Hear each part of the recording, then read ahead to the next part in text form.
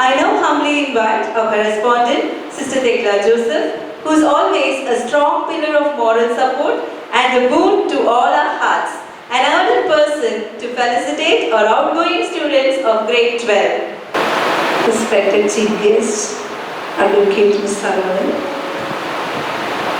dear Deepthi, the Principal, my loving sisters, teachers, parents, and the elite of the day, beautifully dressed beauties and handsome men. A very good afternoon to all of you. Today, this place echoes with the resounding melodies of thanksgiving for the completion and accomplishment of our students, each of you.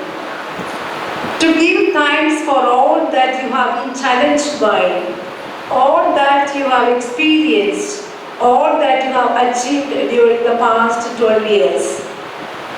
Graduation is always a time of looking back and remembering the stages that have brought you students to this point. Graduation is a ceremony full of tradition and ritual. So, this is not an end, but a step in your journey of life, indeed a journey of faith. This day would be known as commencement, as it calls you towards new challenges and new opportunities. We are here today to celebrate your achievements, or we are here today to celebrate what you will become. Dear students, you must be here with mixed feelings, thinking of the past years, the jolly time you had here with your friends and teachers, and the unknown future before you. Whatever may be your thoughts, all of you want to be successful in life. That is the wish of your parents, your teachers, and all of us. I would like to tell you about two elements that are essential for success. They are perseverance and hard work. I can say from my teaching experience that it is not always the intelligent, the clever, and the talented students that came up in life, but it is those who put in a lot of hard work and persevered till the end, and they were crowned with success. Some of my students started their career well, with full of enthusiasm, but when they faced troubles and difficulties, they gave up. So, how can we practice perseverance? How can we keep working in spite of difficulties and trials? I will give you a formula. G-O-D. G stands for goal. Clarify your goal. Have a clear goal. What do you want to achieve in your life? By now, it should be at least a little bit clear. That should base it on your purpose, your needs, and your abilities. Have attainable goals in your life. So certain self-knowledge will help you what you are able to achieve. Intend to achieve your goal. Dream, achieve, and ignite. O stands for optimism. Maintain optimism.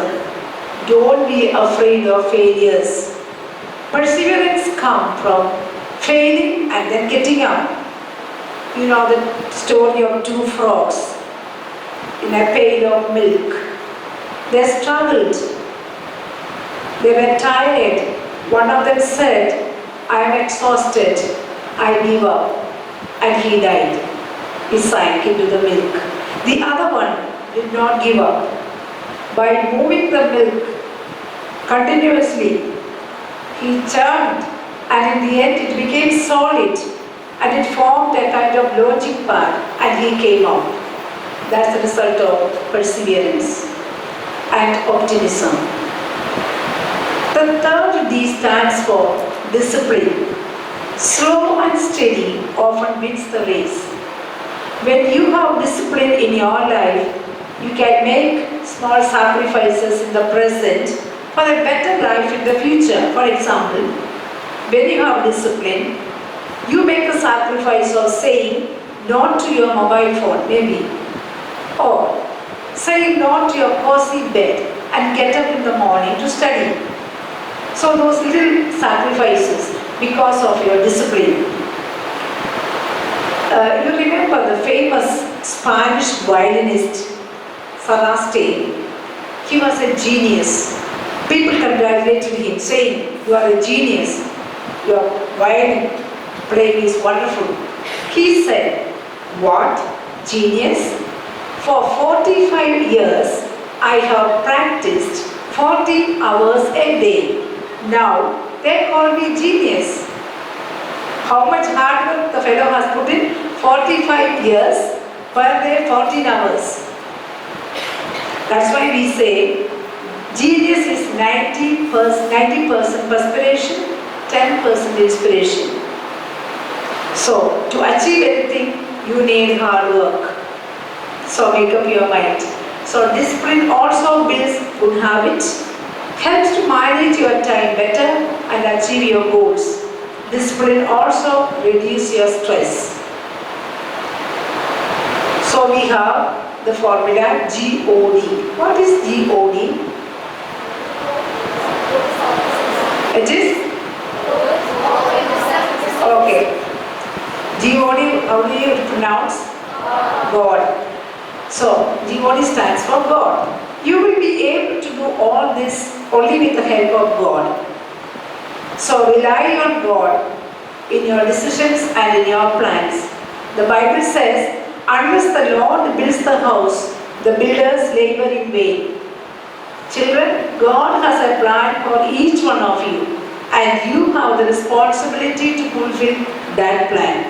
If you don't fulfill that plan of God, that plan of God will be undone for all eternity.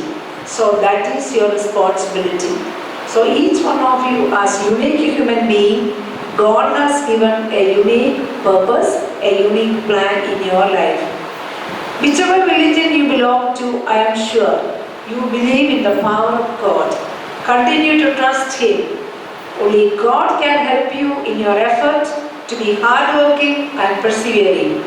So, before I conclude, let me offer you my humble prayerful wishes. May God's blessing follow you all, each of you, as you find new journeys to travel. May you walk safely along the pathways of your dreams. May God's gentle hand guide the decisions you will make and the passion that you follow. May you grow in wisdom that will inspire you to find good and true. May you go out and use your studies to bless God's beautiful world and be a blessing to all. God bless you all. Wish you all the best.